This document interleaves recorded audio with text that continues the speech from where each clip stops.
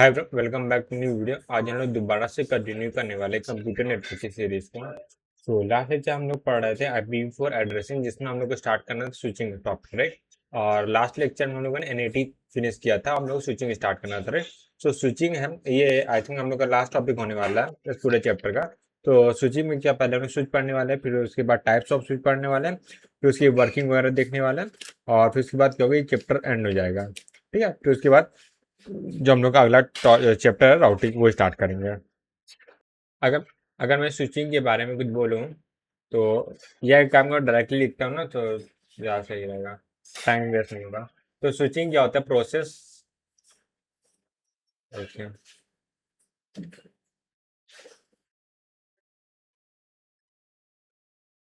Process to move process to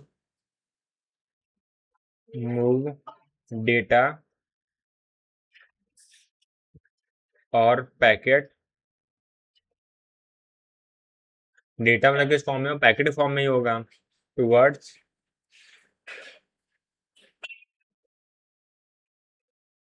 destination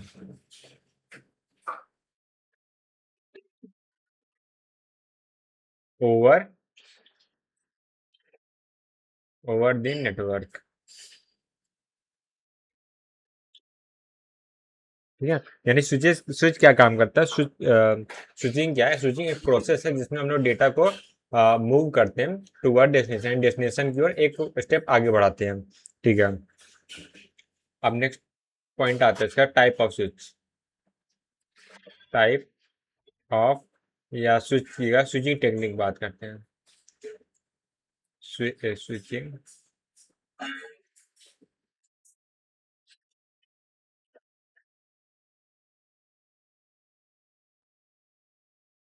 तो type of switching technique में अगर हम बात करें तो मेनली टू टाइप्स के होते हैं। पहला होता है सर्किट स्विच और दूसरा होता है पैकेट स्विच होता है। तो पहला होता है सर्किट स्विच। सर्किट स्विच जो है ना, बहुत ज़्यादा ओल्ड टेक्निक है, जिसका पहले यूज होता था जब इंटरनेट नहीं हुआ करता था, तब जब हम लोग फोन कॉल करते थे।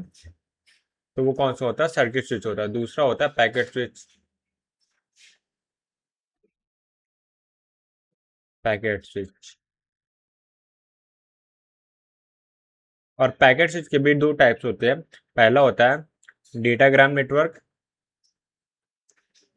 डेटाग्राम नेटवर्क,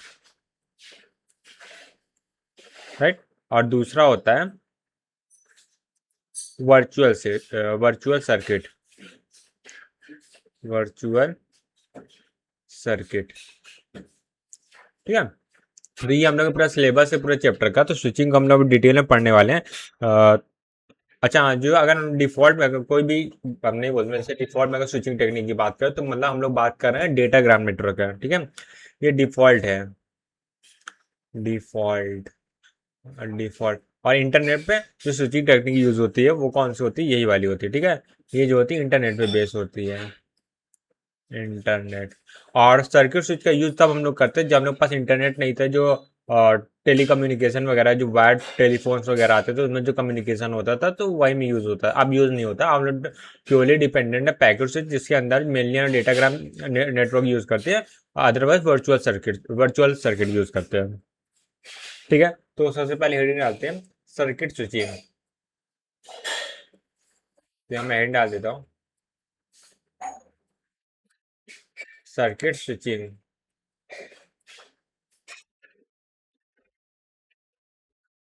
तो सर्किट स्विचिंग में फिर से हम लोग पॉइंट लिखते हैं कुछ। तो सर्किट स्विचिंग में सबसे पहला पॉइंट हो जाएगा, ये काम करते हैं, स्टैब्लिश करता है, dedicate dedicate circuit between sender and receiver before transmission. Before transmission. ठीक है। तो कहने का मतलब ये है, जैसे ओल्ड टाइम्स में क्या होता है, जब हम लोग फोन कॉल्स वगैरह में बात करते थे तो हम लोग प्राइवेट चैनल पर क्रिएट होता था, जिसमें जो है जो कॉल लगाता था और जो कॉल रिसीव होता था उन दोनों के बीच कम्युनिकेशन के पाथ डिसाइड होता था कि ये जो पैकेट्स हो किस पाथ में होंगे, और उस कम पाथ में कोई और पैकेट नहीं आ सकता था। और ये जो होता है ओवर द लिंक नेटवर्क होता है, ओवर द लिंक नेटवर्क। ठीक है, ठीक है। और अगला पॉइंट इसमें आ जाएगा फेजेस ऑफ सर्किट स्विच। ठीक है, ये सर्किट स्विच कैसे काम करता है वो देखते हैं। सर्किट स्विच में जैसे थ्री फेज होते हैं। पहला होता है जो कनेक्शन को स्टैब्लिश करना, जिसको हम लोग सर्किट स्टैब्लिशमेंट बोलते हैं। और उसके बाद हो रहा है डेटा ट्रांसफर, मतलब उसमें डेटा ट्रांसफर करते हैं, फिर उसके बाद जो कनेक्शन बना है उसको डिस्क्लोज भी करेंगे हम लोग, राइट। ठीक है, तो ये आ गया। फिर उसके बाद अगर इसमें हम लोग लिखे हैं तो यहाँ पे ऐसे लिख सकते हो phases of colour, phases of circuit switching.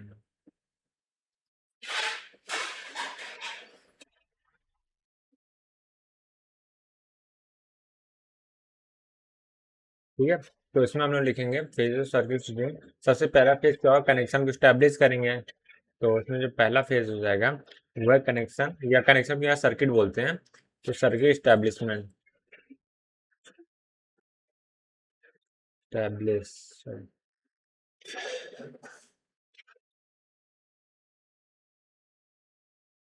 और दूसरा फेज आ जाएगा data transfer,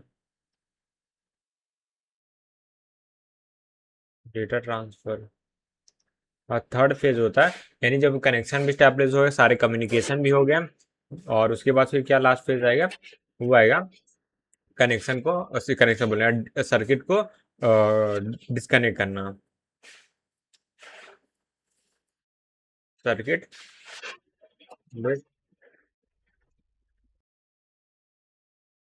disconnect.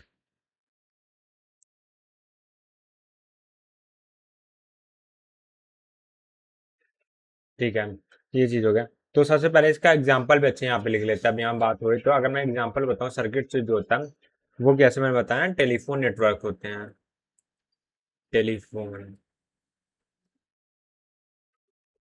Network,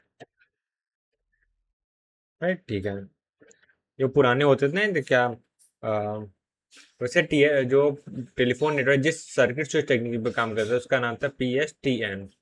important नहीं है, फिर भी बस जान लो ऐसा कुछ होता है, पब्लिक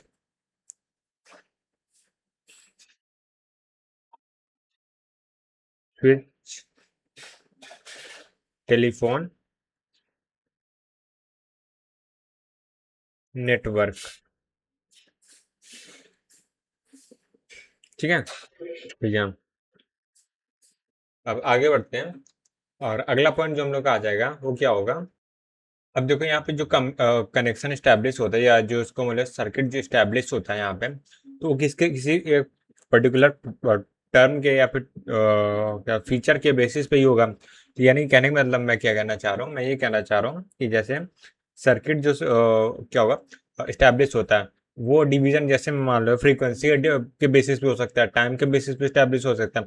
यानी ये से ये फ्रीक्वेंसी वाले इस जैसे A to B कम्युनिकेट कर रहे हैं, ए टू बी एक कम्युनिकेशन चल रहा है, और एक B to C communication, B to C थोड़ा अलग अलग ले लेते हैं, एक P to Q कम्युनिकेशन चल रहा है। तो इसको इन दोनों को फ्रीक्वेंसी के बेसिस पे कर सकते हैं। जैसे इसकी फ्रीक्वेंसी F1 फ्रीक्वेंसी पे ये दोनों कम्युनिकेट कर रहे हैं, F2 फ्रीक्वेंसी पे ये दोनों, अगर सेम फ्रीक्वेंसी हो जाएगी तो ये दोनों क्लैप्स हो जाएंगे, तो फ्रीक्वेंसी के बेसिस पे डिवीजन हो गया। और दूसरा डिवीजन हो सकता है टाइम के बेसिस पे, T1 टाइम के लिए कि A से B कम्युनिकेशन होगा, उसके बाद T2 टाइम के लिए P to Q कम्युनिकेशन होगा। ठीक है, ये दो बेसिस होते हैं जिसके बिहाफ पे हम लोग कनेक्शन स्टैब्लिश करते हैं। यहाँ पे सर्किट बोल रहे हैं, तो सर्किट स्टैब्लिश करते हैं, राइट। तो इसको भी यहाँ पे हम लोग लिखने वाले हैं। तो यहाँ पे हम लोग का जो अगला पॉइंट आने वाला वो है circuit network, sorry circuit in a network, circuit in a network, ये ऐसे लिखते हैं, सर्किट इन अ लिंक। ठीक है, अभी नेटवर्क तो बना नहीं है, अभी सिर्फ लिंक ही है, तो लिंक की बात करते हैं। Link implemented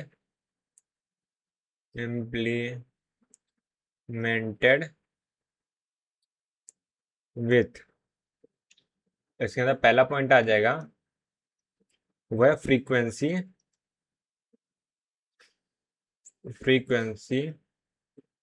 division division multiplication, multiplexing, ऐसा बोलते हैं, मल्टीप्लेक्सिंग, जिसको हम लोग शॉर्ट में बोलते हैं FDM।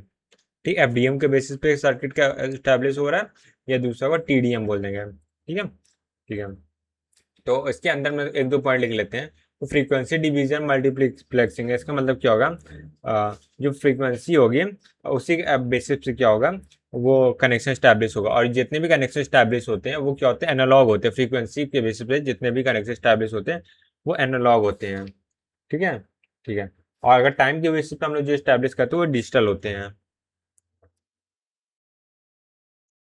तो यहाँ पे क्या हो जाएगा, frequency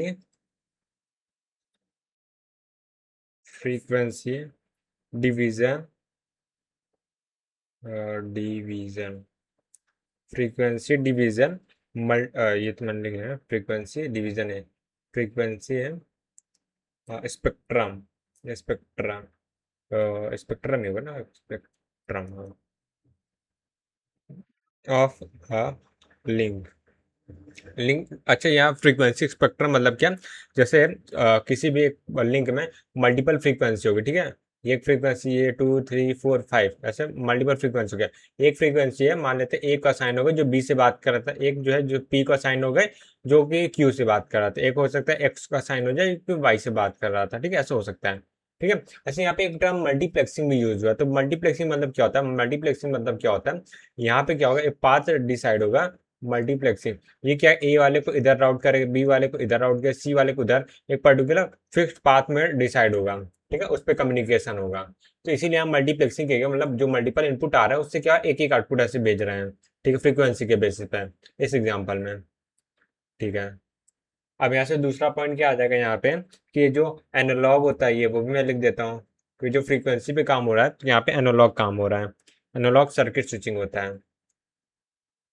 circuit analogue signals generate होते हैं और उसी के बिहेव में कम्युनिकेशन होता है, स्विच। ठीक है, ठीक हो गया। तो अब आते हैं हम लोग, तो इसी के जो दूसरा क्या बोलते हैं मेथड है सर्किट स्विचिंग का, तो उसमें क्या सा होता है, टाइम डिवीजन होता है। ये क्या था, फ्रीक्वेंसी डिवीजन था, दूसरा होता है टाइम डिवीजन। ठीक है, अभी जो कम्युनिकेशन की बात मैं कर रहा हूँ ना, उसको मैं ड्रॉ करके बताने वाला हूँ, तो एक्सप्लेन करूंगा, ज़्यादा समझ में आएगा। तो दूसरा हो जाएगा वह time division, time division time division multiplexing, multiplexing, right, जिसको हम शॉर्ट में बोलते हैं TDM, टाइम डिवीजन मल्टीप्लेक्सिंग। इसमें पहला पॉइंट आ जाएगा, अरे पहला नहीं चाहिए, हाँ, पहला पॉइंट आ जाएगा, time time is divided into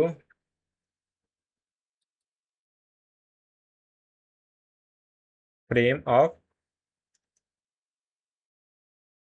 fixed duration. ठीक है, तो इसमें वही टाइम के बेसिस पे डिवीजन हो रहा है। दूसरा क्या, each frame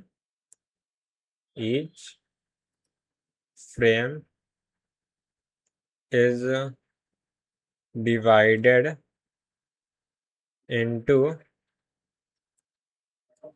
fixed number of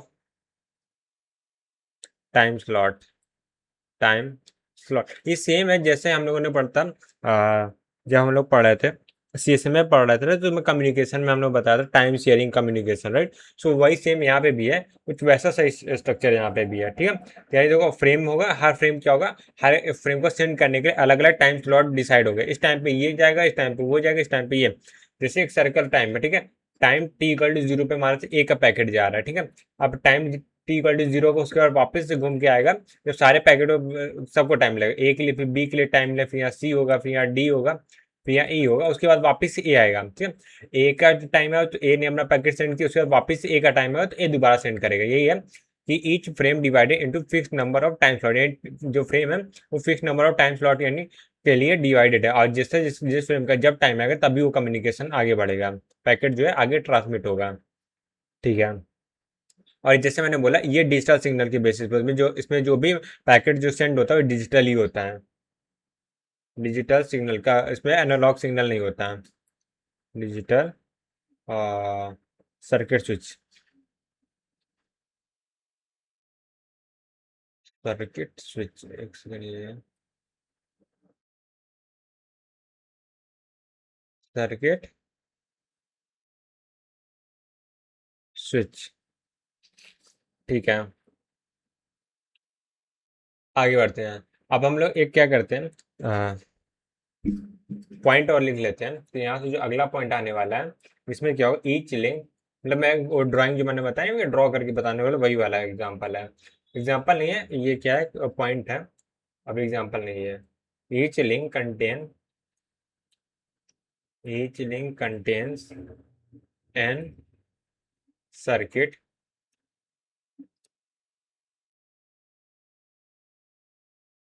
और ये टीडीएम भी हो सकता है और एफडीएम भी हो सकता है, ठीक है, कुछ भी हो सकता है, ठीक है। कहने का मतलब ये है, कुछ ऐसा स्ट्रक्चर है, स्ट्रक्चर यहाँ पे होस्ट ए है, होस्ट ए, ठीक है, ये होस्ट ए जो कम्युनिकेट कर रहा है होस्ट बी के साथ, ये पैकेट रिसीव भी कर सकते, सेंड कर सकता है। तो मान लेते बहुत सारे पाथ हो सकते हैं, तो यहाँ पे क्या बोलते हैं, सर्किट स्विच है वो इम्प्लीमेंटेड है,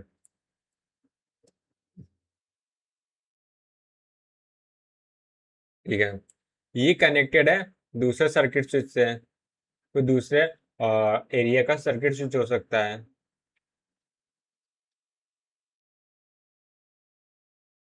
और ये कोई और भी सर्किट स्विच से कनेक्टेड हो सकता है, तो मैं ऐसे स्ट्रक्चर बना रहा हूँ कि कैसे कनेक्टेड है, तो ये ऐसे मान लेते कनेक्टेड है,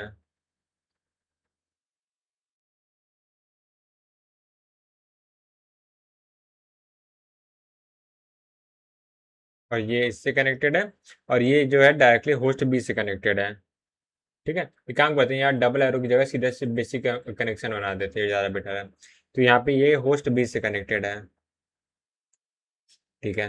कम्युनिकेशन बाई डायरेक्शनल है, कहीं से भी हो सकता है, हम दोनों साइड से कम्युनिकेट। तो सबसे पहले क्या होगा वो देखो, सबसे पहले होस्ट ए क्या करेगा, वो मैसेज सेंड करेगा, अब इस सर्किट स्विच के पास पहुंचा है, ठीक है। तो सर्किट स्विच क्या है, सर्किट स्विच अब यहाँ पे ये क्या होगा वो बताता हूँ।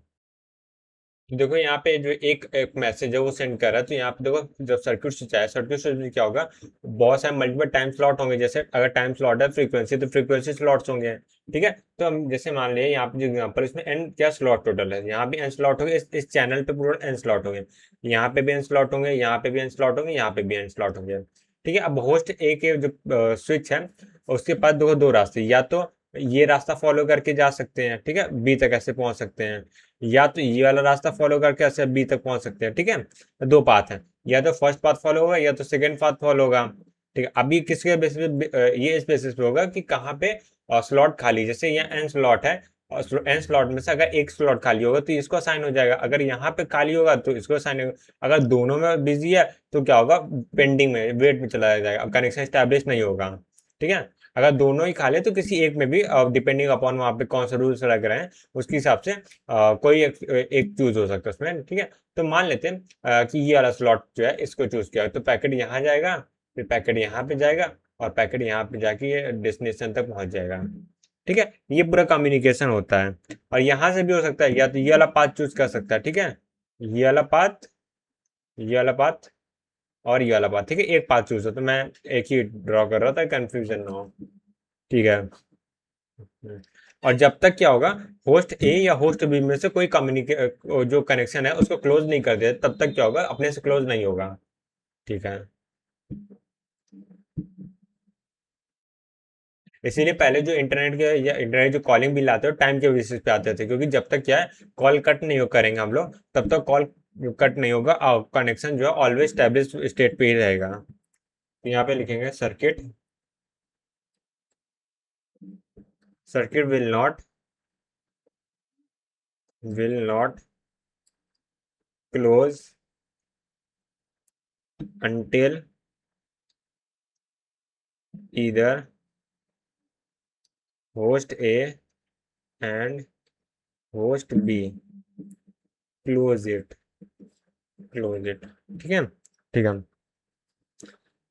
अब आगे बढ़ते हैं और अगला पॉइंट इसमें लिखते हैं, वो क्या आ जाएगा, insufficient utilization of process. Inefficient बोलेंगे, इनसफिशियंट क्या होता है, inefficient utilization of network resources. ठीक है, अब यहाँ पे इन इनएफिशिएंट मतलब क्या है, यहाँ पे जैसे देखो कम्युनिकेशन नहीं होगा, स्टैब्लिश बना हुआ है, तब भी क्या होगा, कह सकते हैं कि चैनल तो बिजी रहेगा। एक पहला ये पॉइंट हो गया है, राइट। तो ये पॉइंट हो गया, और दूसरा क्या है, ये जो हम लोग क्या बोल रहे हैं इनएफिशिएंट बोल रहे हैं, वो क्या है, रिस्पेक्टिव टू पैकेट स्विचिंग है। ठीक है, तो हम लोग जो पैकेट स्विचिंग बताएंगे उसके वो उसका यूटिलाइजेशन ज़्यादा होता है, और ये जो हम लोग क्या बोलते हैं सर्किट स्विच है उसका यूटिलाइजेशन कम होता है। तो ये हो गया कंपेयर टू, या कंपेयर विथ पैकेट स्विचिंग। ठीक है, पैकेट स्विचिंग हम लोग आगे पढ़ने वाले हैं, जब पढ़ेंगे तब हम लोग इस पे पॉइंट पे वापस आएंगे। ठीक है, तो अब जो सेकंड पॉइंट आ जाएगा यहाँ पे, वो आ जाएगा कंजेशन में अकर, कंजेशन में अकर ड्यूरिंग सर्किट स्टैब्लिशमेंट। और ये कब केस होता है, ये केस तब हो सकता है जैसे यहाँ पे ए ने होस्ट ए ने पैकेट भेजा, और यहाँ पे एन जो क्या बोल सकते हैं सर्किट या जो बोलते हैं एन चैनल से या एन प्लेसेस थे, और या एन स्लॉट थे, सबके सब क्या बिजी हैं। ठीक है, एन स्लॉट थे और सबके सब बिजी हैं, कोई खाली नहीं थी, यहाँ पे कंजेशन की प्रॉब्लम आ जाएगी। ठीक है, इसके ब्रैकेट में लिख देते थे, no any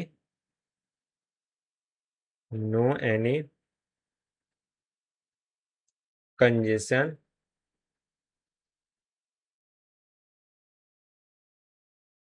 occur during occur during data transfer। ठीक है, क्योंकि अगर एक बार कनेक्शन स्टैब्लिश हो गया तो वो क्या स्लॉट जो है वो रिजर्व हो जाता है, जैसे वो क्या कम्युनिकेट जो हो सेंडर और रिसीवर के लिए, जैसे होस्ट ए और होस्ट बी ने अगर इस पाथ को फॉलो किया तो यहाँ पे जो पाथ का एक एक स्लॉट होगा वो फिक्स हो जाएगा होस्ट ए या बी के लिए। और कब तक फिक्स होगा, जब तक यह कनेक्शन क्लोज नहीं होता। और कनेक्शन कब क्लोज होगा, जब होस्ट ए या होस्ट बी में दोनों में से कोई एक क्या करेगा, कनेक्शन को क्लोज करेगा। अगर क्लोज करना भूल जाते तो कभी भी कनेक्शन क्लोज नहीं होगा। ठीक है, उसके बाद अगला पॉइंट आता है यहाँ पे, ग्रीन से लिखते हैं इस बार। तो अगला पॉइंट यहाँ पे आ जाएगा, ऑल डेटा, ऑल डेटा जिसे हम लोग पैकेट भी बोल सकते हैं, follow each other on reserve path, reserve path, यानी जो पाथ फिक्स है उसी पाथ में सारे जो पैकेट होंगे वो फॉलो करेंगे एक दूसरे को। ठीक है, इसका मतलब क्या है, जो पैकेट होंगे वो एक के पीछे एक होंगे, यानी इन ऑर्डर होंगे। ठीक है, इसमें सब कुछ फिक्स है ऑलरेडी, तो पैकेट खोने का चांस ही नहीं है क्योंकि सेम पाथ फॉलो कर रहे हैं। तो यहाँ पे क्या होगा, in order delivery, in order delivery. और ऐसा भी रोड बिजी है, रोड क्या है वो भी रिजर्व है कि पाथ उनके लिए फिक्स है कि इसी पाथ को फॉलो करेंगे, तो डिले होने का चांस ही नहीं है। Delivery at receiver, CIECIEVER।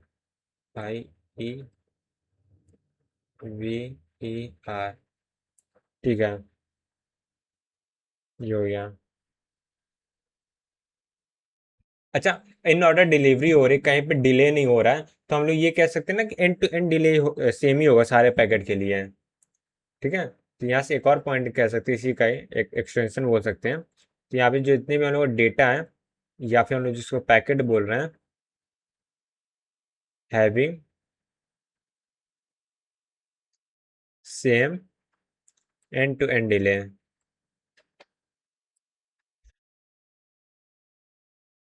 ये भी बोल सकते हैं, जो यहाँ पे दो पॉइंट लिखा है इसको, दो पॉइंट से ये जो थर्ड पॉइंट जो मैंने अभी लिखा है वो जस्टिफाई हो रहा है। ठीक है। और अगला पॉइंट क्या लिख सकते हैं हम लोग, और ये एक्सपेंसिव होता है। पहले कॉलिंग का बिल बहुत ज़्यादा था, अब उतना बिल नहीं आएगा, हम लोग अनलिमिटेड कॉल कर सकते हैं।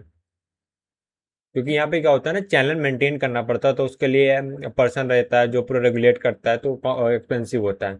अब इंटरनेट के थ्रू जो कम्युनिकेशन होते हैं वो इतने एक्सपेंसिव नहीं होते हैं। ठीक है। और ये जो एक्सपेंसिव टर्म है वो रिलेटिव है पैकेट स्विचिंग के साथ। ठीक है।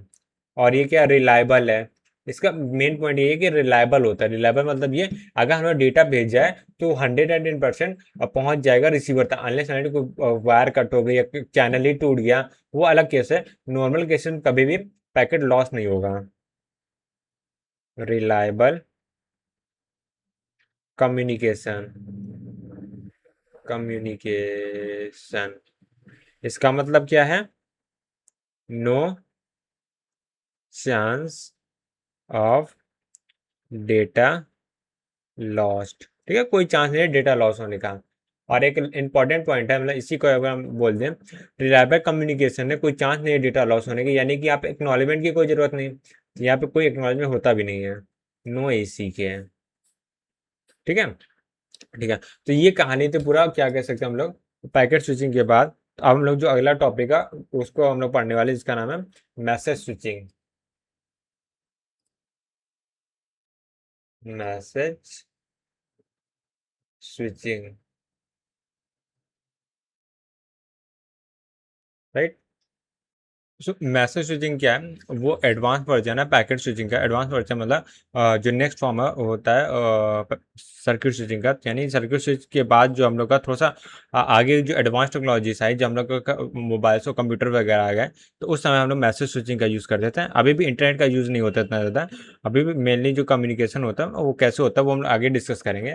तो स्टार्ट ही कर देते हैं। तो सबसे पहले यहाँ पे पॉइंट लिखेंगे, वो हो जाएगा application, application process, process doing communication, doing communication bye exchanging message. ठीक है, यानी जो हम लोग डिवाइसेस में जो यूजर एप्लीकेशन होती है वो कम्युनिकेशन कर रही है बाय एक्सचेंजिंग मैसेजेस। ठीक है, बाय एक्सचेंजिंग मैसेज। ठीक है, इसमें क्या होगा, जैसे पैकेट स्विचिंग का डेडिकेटेड पाथ फिक्स होता था, उसमें यही एक एडवांटेज था, यही एक प्रॉब्लम था कि अगर किसी भी लिंक में एन क्या बोल सकते हैं, एन स्लॉट्स हैं, अगर एन स्लॉट्स हैं तो सिर्फ एन डिवाइसेस ही एट अ टाइम कनेक्टेड हो सकते हैं। बट इससे ये प्रॉब्लम थी कि एन से ज़्यादा डिवाइसेस तो कनेक्ट नहीं हो पाएंगे। बट एक एडवांटेज ये था कि उसमें 100% क्या है, फिर रूट जो होता है फिक्स हो जाता है। तो इससे क्या होता है, कोई भी डिले वगैरह नहीं आता है, end to end delay same होता है, जो कि अभी हम लोगों ने देखा। और इसमें क्या होगा, कोई भी डेडिकेटेड पाथ नहीं होगा, डेडिकेटेड पाथ नहीं होगा। ठीक है, डेडिकेटेड होता है ना, dedicated, no any dedicated path required between sender and receiver, sender and receiver. तो रियल टाइम पे डिसाइड होगा कौन से पाथ से हम लोग को जाना है, receiver. Unlike the circuit switch, ठीक है, ऐसे भी लिख देता हूँ, अनलाइक, अनलाइक सर्किट स्विच, ठीक है।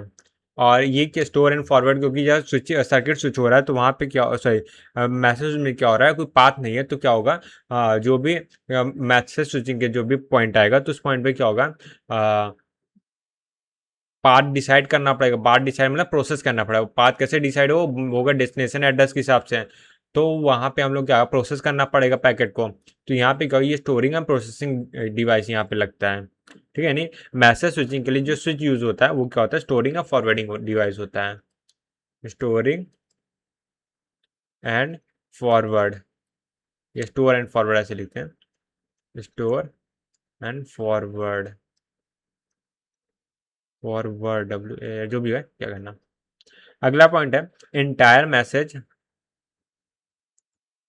Entire message is transmitted, transmitted as single unit, single unit, ठीक है। इसमें क्या मैसेज जितना भी एक बार का मैसेज है वो सिंगल यूनिट में होता है। और मैसेज कभी कभी बहुत ज़्यादा लॉन्ग भी हो सकते हैं, मेरे को लिमिट नहीं मैसेज के साइज में। तो मैसेज कैन बी और या may be too long, too long, ठीक है, राइट, ठीक है। अब जब मैसेज इतने ज़्यादा हो सकते हैं तो हम लोग को एक ऑप्टिमल साइज भी निकालना पड़ेगा, उस ऑप्टिमल साइज के हिसाब से जिसे हम लोग बोलेंगे ऑप्टिमल पैकेट साइज, ठीक है। तो यहाँ पे हम लोग बात करते हैं कि मैसेज साइज कितना होना चाहिए कम्युनिकेशन के लिए। तो यहाँ पे मेरा हेडिंग डाल देता हूँ ऑप्टिमल मैसेज साइज या पैकेट साइज में लिखते हैं, optimal, optimal packet size, right, optimal packet size. तो यहाँ पे अगर मैं नेटवर्क बना देते हैं, यहाँ पे होस्ट सोर्स है, ठीक है, और वो कोई डिवाइस है, राउटर नहीं है, आर डिवाइस है उससे कनेक्टेड है। यहाँ पे भी ऐसा कोई डिवाइस है जो कि मैसेज स्विचिंग यूज हो रहा है, ठीक है। और यहाँ पे होस्ट डेस्टिनेशन हो जाएगा, ठीक है।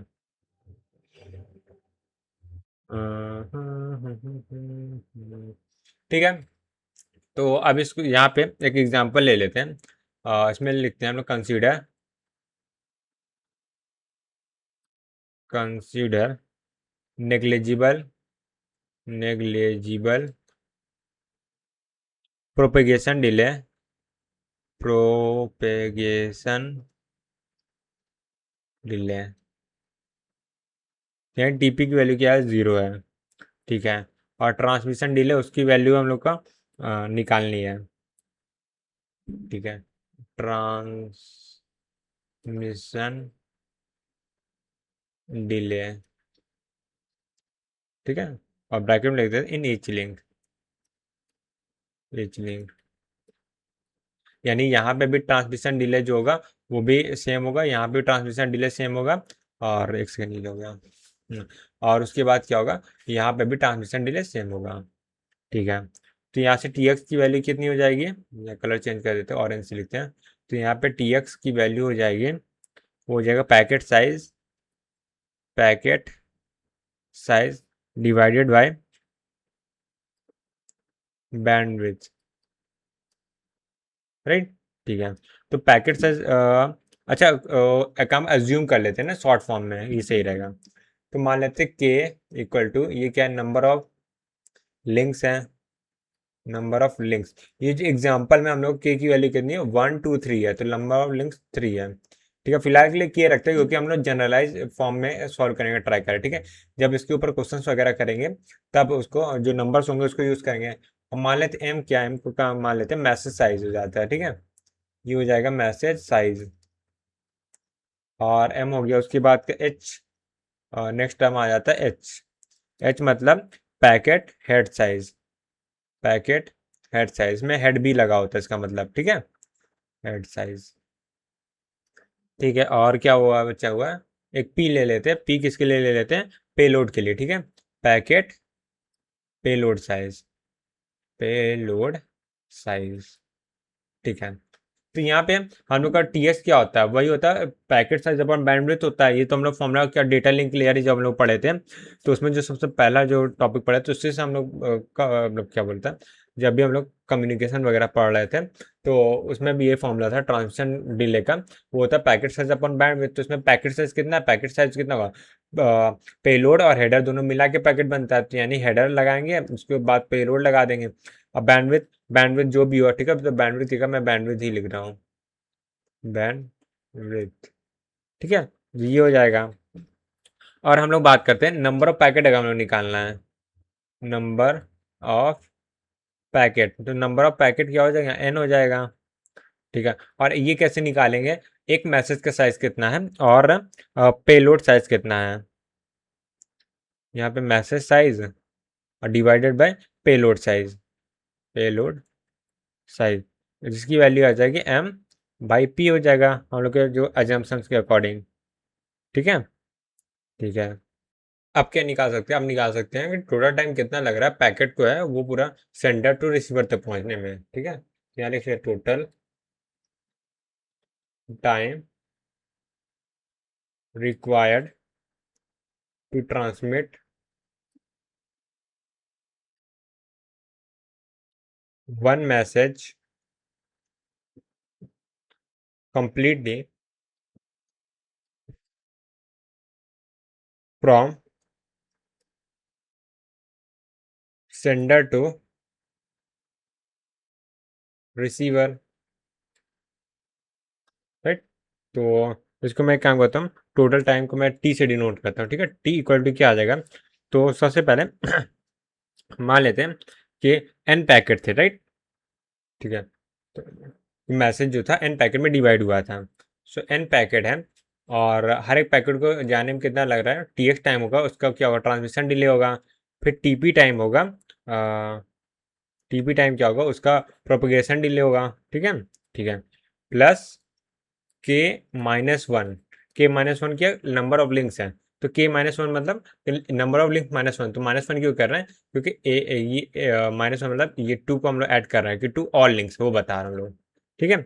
तो के माइनस वन हो जाएगा और यहाँ से T X plus T P हो जाएगा, ये समझाया कि नहीं कि देखो N N into T X, N into T X time पे एक कहाँ गया यार, हाँ, N into T X time पे ये जो फ्रेम होगा वो पूरे चैनल पे आ जाएगा, ठीक है, ठीक है। उसके बाद टीपी टाइम पे कहाँ पहुंच गया, ए यार ये पहुंच गया, और टीपी टाइम पे यहाँ पे आर तक पहुंच गया, ठीक है। अब ये वाला टाइम हो गया, इतना टाइम हो चुका है और इतने टाइम पे हम लोग यहाँ पे आर तक पहुंच गया, ठीक है। अब उसके बाद क्या होगा, फिर क्या होगा, एक उसके बाद यहाँ पे आर तक पहुंचने के बाद आर यहाँ पे फिर क्या होगा, टी एक्स टाइम लेगा, ठीक है, टी एक्स टाइम पे यहाँ पर आएगा, सेम चीज ये टीपी टाइम लेगा आर तक पहुंचे, इस लिंक को कवर करने के लिए T X plus TP time, इस लिंक को कवर करना है T X plus TP time, तो इस तरह अगर जितने भी लिंक होंगे उससे एक माइनस कर देगा तो हम लोग का यहाँ पर फॉर्मूला बन जाएगा, राइट, ठीक है। तो ये हो गया, इसको हटा देता हूँ, इसको हटा देता हूँ लाइन को, हाँ।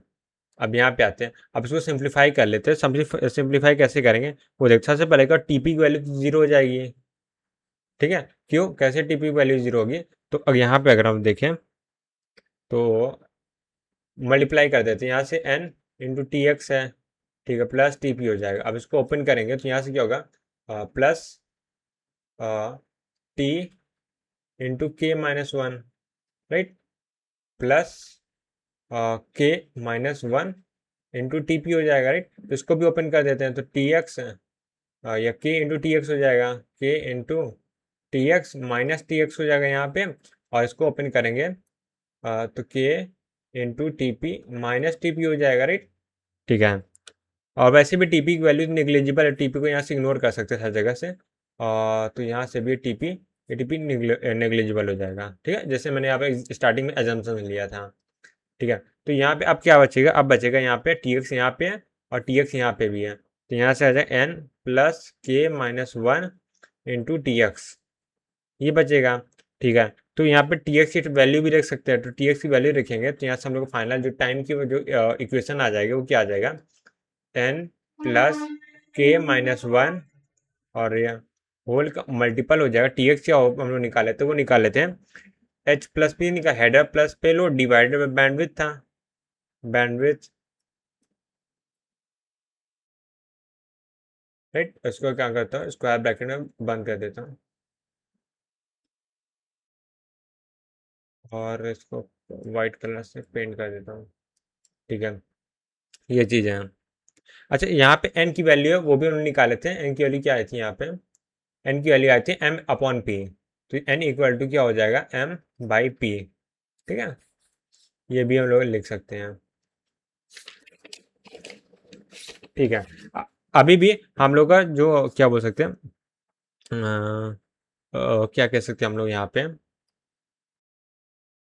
मैं क्या कहना चाह रहा हूँ कि हम लोग का अभी भी मिनिमल विंडो साइज नहीं है, राइट। तो मिनिमल विंडो साइज मतलब कि यहाँ पे हम लोग बात कर रहे हैं, इधर ये पी यानी पैकेट के पेलोड की साइज बात करते हो। हम लोग को ऐसा पेलोड लेना है कि जिससे टाइम जो मिनिमल, ऑप्टिमल का मतलब ये होता है कि जो कम से कम टाइम में ट्रांसफर हो जाए। तो हम लोग को यहाँ पे अब क्या निकालना है, अब जो हम लोग यहाँ पे करने वाले हैं वो क्या, for what value, for what value, for what value of T, of P, T नहीं, टी को मिनिमाइज करना, फॉर किस वैल्यू ऑफ पी के लिए टी मिनिमम होगा, टी शुड बी मिनिमम। यानी कि बाकी सबको कांस्टेंट रखेंगे, सिर्फ पी और टी को पे ध्यान देंगे, राइट। यानी हम लोग क्या करें, डी टी को डी टी बोले, टी को डिफ्रेंशिएट करें विद रिस्पेक्ट टू पी। ठीक है, यानी हम लोग निकालना है D T upon D P. ठीक है, इसकी वैल्यू को जीरो रख देंगे तो हम लोग को पॉइंट मिल जाएगा कहाँ पे ये मैक्सिमम आने वाला है, या सॉरी मिनिमम आने वाला है। ठीक है, तो अगर मैं डिफ्रेंशिएट करूंगा तो यहाँ पे क्या होगा, बाकी सारी चीज़ें कांस्टेंट रहेंगी।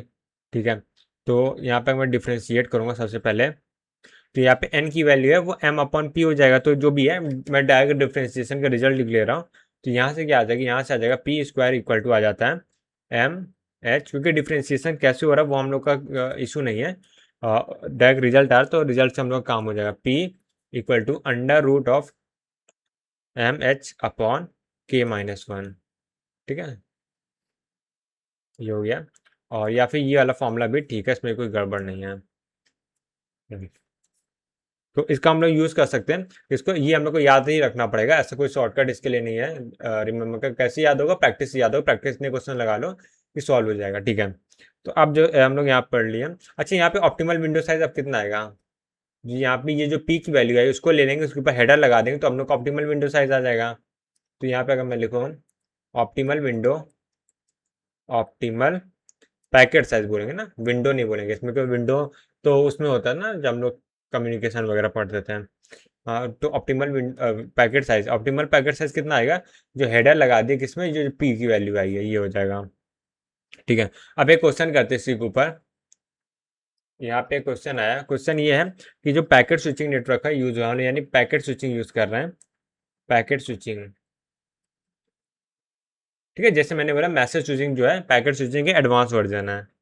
ठीक है, और इसमें क्या हो रहा है, with to intermediate node, intermediate node. ठीक है, मैसेज साइज हम लोग को यहाँ पे दे दिया गया है, मैसेज साइज वो है 24 बाइट। ठीक है, और इसी को हम लोग, चलो सोल्यूशन बताऊंगा अभी मैं। और हेडर का साइज दे दिया गया है, हेडर साइज वो हम लोग को दे दिया गया 3 बाइट। और हम लोग को यही ऑप्टिमल पैकेट साइज पूछा गया है, optimal packet size, packet size क्या होगा ये पूछा गया। तो इसके सोल्यूशन में तो सबसे पहले हम लोग पैकेट स्विचिंग यूज करें, यानी कि जो जो कॉन्सेप्ट हम लोगों ने जैसे पढ़ा उसको यूज करते हैं। और टू इंटरमीडिएट नोड, अगर टू इंटरमीडिएट नोड है तो कितने लिंक होंगे, टोटल यहाँ पे 3 लिंक्स होंगे, 3 लिंक्स, यानी कि के इक्वल टू 3 है इस केस में, के की वैल्यू 3 आ गई। ठीक है, अब जो हम लोग फॉर्मूला है ऑप्टिमल पेलोड का, तो पी इक्वल टू होता है under root of M H upon K minus one. ठीक है, और जैसे एम क्या है, ये मैसेज साइज जो होता है यही तो हम लोग का एम होता है। ठीक है, और यहाँ पे हेडर साइज ये हम लोग का एच हो जाएगा। ठीक है, और बस और क्या चाहिए, सब सारी इन्फॉर्मेशन तो है।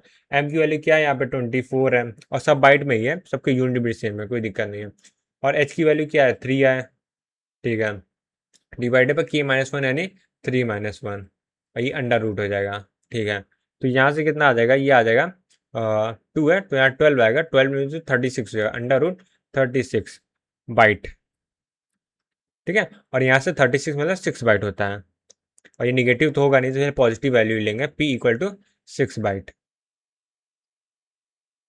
ठीक है, तो यहाँ से p की वैल्यू आएगी, तो हम लोग बोलेंगे ऑप्टिमल पैकेट साइज कितना होगा, p 6 बाइट जो होगा, आंसर में लिखा होगा, अगर ऑप्शन होगा, एमसीक्यू क्वेश्चन होगा तो ऑप्शन में लिखा होगा, बट हम लोग 6 नहीं मार्क करना है, 6 में 3 बाइट का हेडर ऐड करने के बाद 9 बाइट जो होगा वो हम लोग का आंसर आ जाएगा। तो यहाँ से हम लोग का आ जाएगा ऑप्टिमल पैकेट साइज, वो हो गया यहाँ पे p h+p होगा ना, तो h+p ऐसे लिखते हैं, तो यहाँ से h+p आ जाएगा, तो यहाँ से ये 3 + 6 विच इक्वल टू 9 आ जाएगा, और ये बाइट में होगा, ये हम लोग का आंसर आ जाएगा, राइट। तो ये जो था पूरा क्वेश्चन का। तो अब आते हैं हम लोग के अगले टॉपिक जिसका नाम है पैकेट स्विचिंग, राइट। सो मैं हेडिंग डाल देता हूँ, पैकेट स्विचिंग, राइट। तो जैसे हम लोग सर्किट स्विच पढ़ा है वैसे हम लोग पैकेट स्विच पढ़ना है, और इसमें फिर हम लोग स्टार्ट करते हैं, और क्या। ओके, ठीक है, तो पैकेट स्विचिंग क्या है, हम लोग क्या करते हैं, कल स्टार्ट करते हैं। तो सर्किट स्विच क्या हम लोग का पूरा फिनिश हो चुका है, और हम लोग का पैकेट स्विच है वो स्टार्ट करना है हम लोग को, ठीक है। तो पैकेट स्विच है, और उसके बाद वर्चुअल सर्किट स्विच है, 2 टॉपिक फिनिश करने के बाद फिर एक छोटा सा डेटा फॉरवर्डिंग प्लेन है, वो छोटा सा टॉपिक है, वो उसको फिनिश हो जाएगा, तो उसके बाद राउटिंग हम लोग स्टार्ट करना है। तो ट्राई करेंगे कल ही क्या है उस पूरे चैप्टर को फिनिश कर दे, और राउटिंग परसों से मतलब नेक्स्ट लेक्चर से स्टार्ट करेंगे, ठीक है। ठीक है, तो ठीक है यार, आज के लिए इतना ही, मिलते हैं नेक्स्ट वीडियो में, तब तक के लिए bye bye, see ya, take care, have a nice day.